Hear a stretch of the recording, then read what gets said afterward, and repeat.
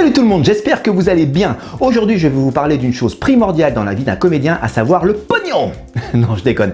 Quoique, le pognon c'est très important, mais ça fera l'objet d'une prochaine vidéo. Non, le casting, et notamment tout ce qui ne va pas dans les castings depuis de nombreuses années selon moi. Et croyez-moi, il y a beaucoup de choses à dire. Mais avant de commencer, si vous n'êtes pas abonné à la chaîne, n'hésitez pas à le faire en cliquant, c'est gratuit. N'hésitez pas également à mettre un petit pouce si vous avez aimé la vidéo, et également à commenter la vidéo pour me dire ce que vous en avez pensé. Ça permet au petit robot de YouTube de travailler et ça aide au référencement de la chaîne.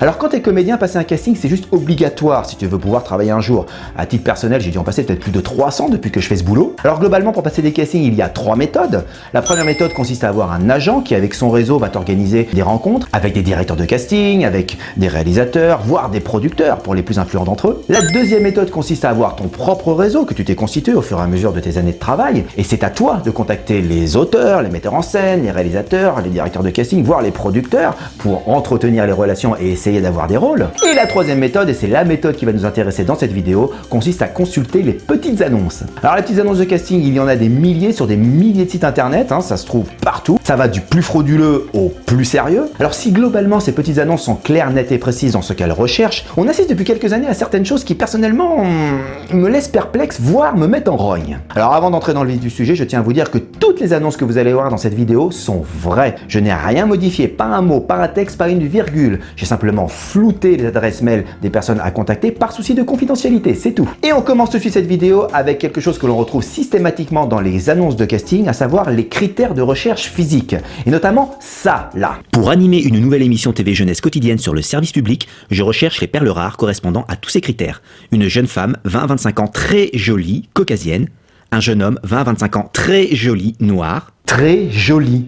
Très joli. Alors excusez-moi, mais on est bien d'accord que la beauté physique est quand même l'une des notions, voire la notion la plus subjective du monde, non? Enfin je veux dire, qui décide de qui est joli et pas joli? Depuis quand il y a des critères universels de beauté maintenant? Alors oui, je sais, vous allez me dire, Brad Pitt il est beau, Scarlett Johansson elle est jolie.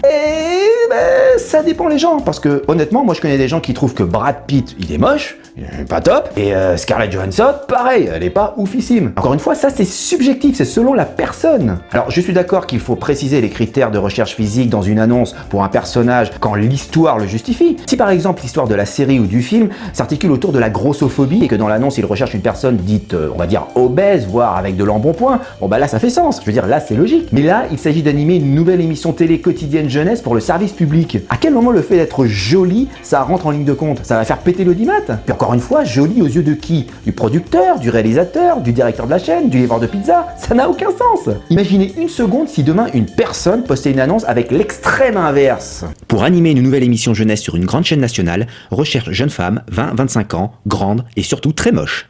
Oh bah alors là, je peux vous dire que 20 minutes après avoir posté cette annonce, la personne serait submergée par des tas de commentaires négatifs, des associations féministes qui porteraient plainte contre lui, etc., etc., etc. Mais joli? Très joli? Non, ça va, ça gêne personne, tout va bien. Eh ben si, je suis désolé, mais personnellement, ça me gêne. Parce qu'à partir du moment où il s'agit d'animer une émission télé jeunesse pour le service public, ou d'amener un café à un acteur dans un restaurant, ou simplement d'ouvrir une porte, il ne devrait pas y avoir de critères physiques spécifiques dans ces annonces. Tout le monde devrait pouvoir postuler. Tout le monde. Du mec à qui il manque un œil à la nana qui a 3 chicots qui se battent en duel. Et puis vous pouvez y aller, ces annonces, il y en a partout. Là.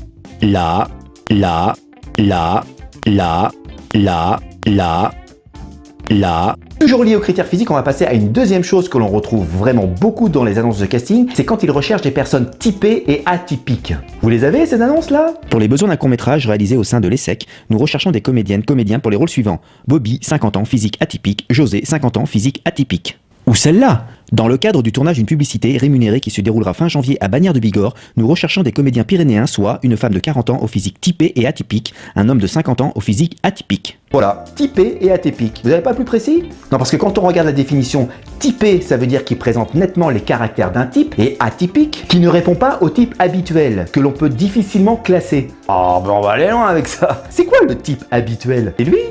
C'est lui? C'est lui? C'est lui? C'est lui? Ah, mais attends, c'est peut-être ça les annonces pour les moches dont je parlais tout à l'heure. Bah oui, ils disent physique typé et atypique, c'est pour pas les vexer. Eh ben non, je suis désolé, mais là aussi, chez moi, ça passe pas. C'est comme avec les jolies, très jolies ou les belles et les très belles. Il ne devrait pas y avoir de critères physiques spécifiques, sauf si l'histoire le justifie. Et là, en l'occurrence, l'histoire s'articule autour d'une partie de poker. Ah bah non, pardon. Ah bah désolé, non, mais à culpa, c'est ma faute. Bah oui, qui dit partie de poker dit physique de malfrat, bandit, donc physique typée et atypique. Bonjour les clichés. Une troisième chose liée aux critères physiques dans les annonces, c'est quand il s'agit de préciser l'âge des personnages. Nous recherchons 2 comédiens pour incarner les personnages de notre projet. Vanda, âge caméra, 30-50 ans. 30-50 ans. 30-50 ans. Et sans déconner, ça c'est une personne de 30 ans, ça c'est une personne de 50 ans. Vous avez l'impression qu'elles sont sœurs jumelles, vous? Enfin, je veux dire, vous voyez pas une légère différence entre les deux? Alors on va me dire, oui, mais tu sais, Julien, si on met 30-50 ans, c'est qu'en fait on recherche une personne de 40 ans, gna gna gna. Alors mettez 40 ans dans vos annonces. 35-40 ans, 40-45 ans, 5 ans d'écart, ça passe. Mais pas 20 piges. Moi, quand je lis ça, je me dis que l'histoire doit être sérieusement bancale et que les personnes qui sont à la tête de ces projets ne savent vraiment pas où ils vont avec leurs personnages. Et ces annonces-là, c'est comme les annonces avec les jolies comédiennes ou les physiques typées et atypiques. Il y en a partout. Là.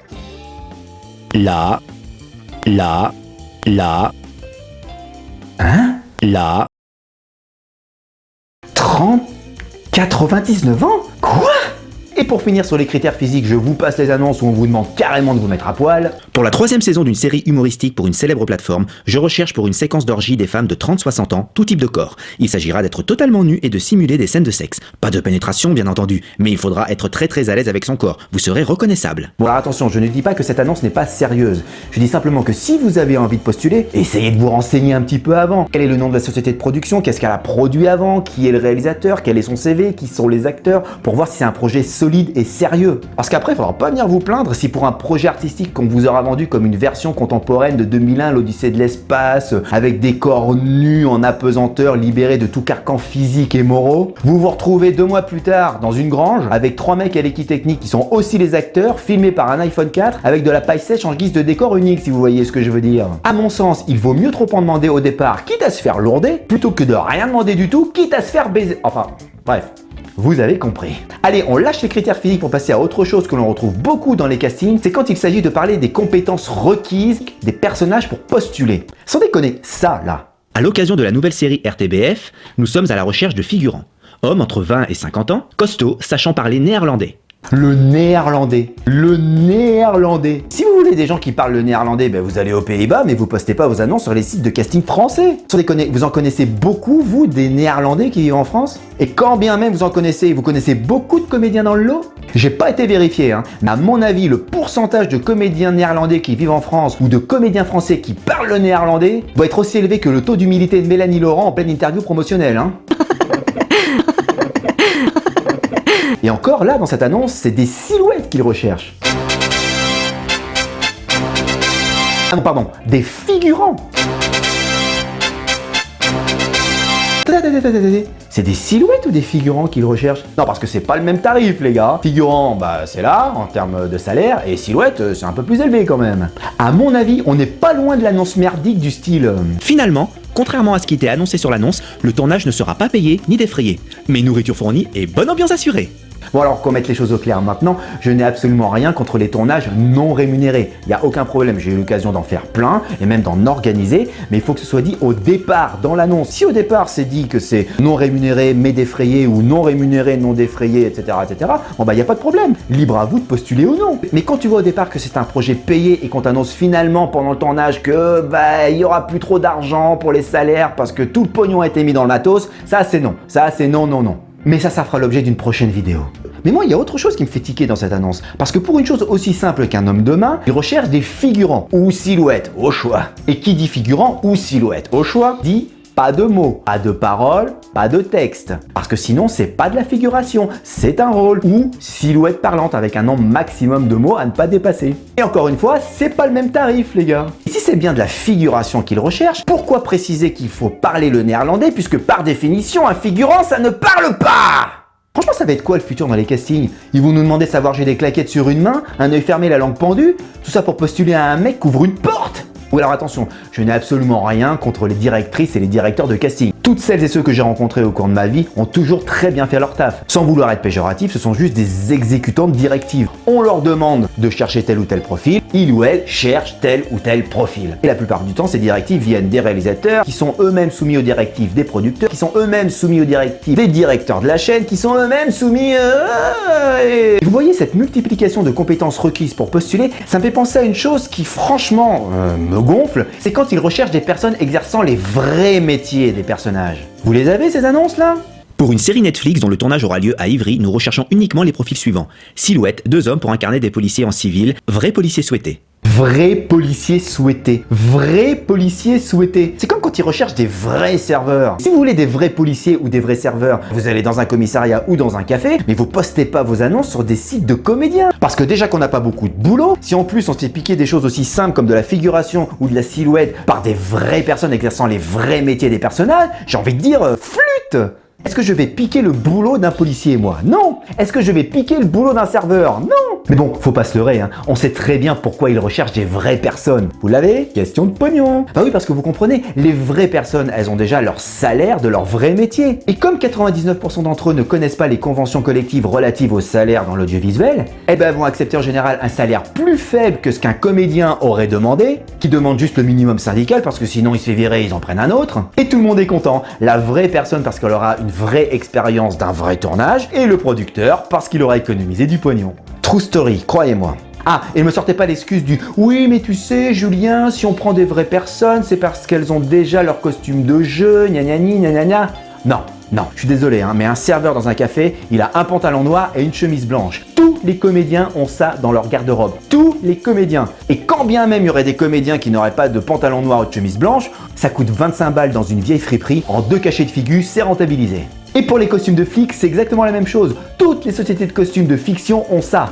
Toutes. Bon alors je veux bien concevoir que quand on fait un film fauché et qu'on est ric-rac au niveau du budget, ça coûte moins cher de prendre des vraies personnes avec leurs vrais costumes. Mais là en l'occurrence l'annonce c'est pour une série Netflix.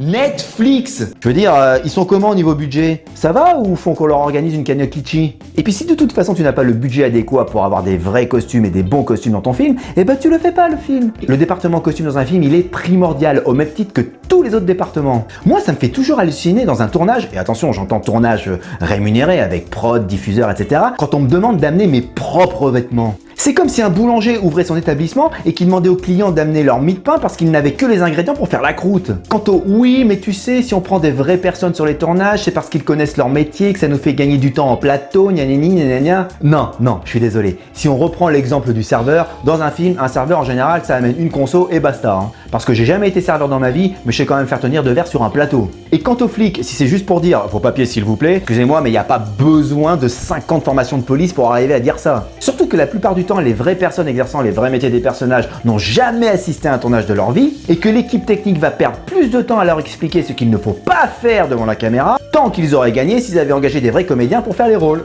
Allez, je résiste pas à terminer cette vidéo en vous montrant une petite annonce au pitch le plus clair que j'ai vu de toute ma vie. Pour un projet de court-métrage de 3-4 minutes, nous recherchons une actrice de 18-24 ans. Bien. La rémunération est de 50 €.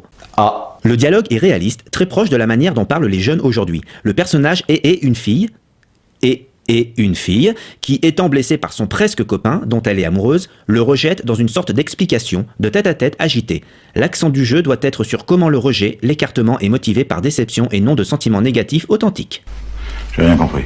Allez, je m'arrête là pour aujourd'hui. Alors bien évidemment, il y a énormément d'autres choses à dire sur les castings et ça fera peut-être l'objet d'une seconde vidéo. Par exemple, désormais dans les castings, on te demande si tu as Instagram, ton nombre de followers, ou alors les fameuses self-tapes où tu te filmes chez toi en train de faire le casting devant un fond uni, pas de t-shirt rayé, pas de t-shirt machin, avec une belle lumière, gna. En gros, on fait le boulot des directeurs et des directrices de casting, mais on n'est pas payé pour ça. Si la vidéo t'a plu, n'hésite pas à t'abonner à la chaîne, à mettre un petit pouce et également à commenter la vidéo, c'est très important ça. Quant à moi, je vous retrouve la semaine prochaine pour une nouvelle vidéo. Je pense que ça sera une anecdote de tournage pas piqué des hannetons. Ouais, j'aime bien cette expression. D'ici là, bonne semaine à vous, portez-vous bien. Ciao!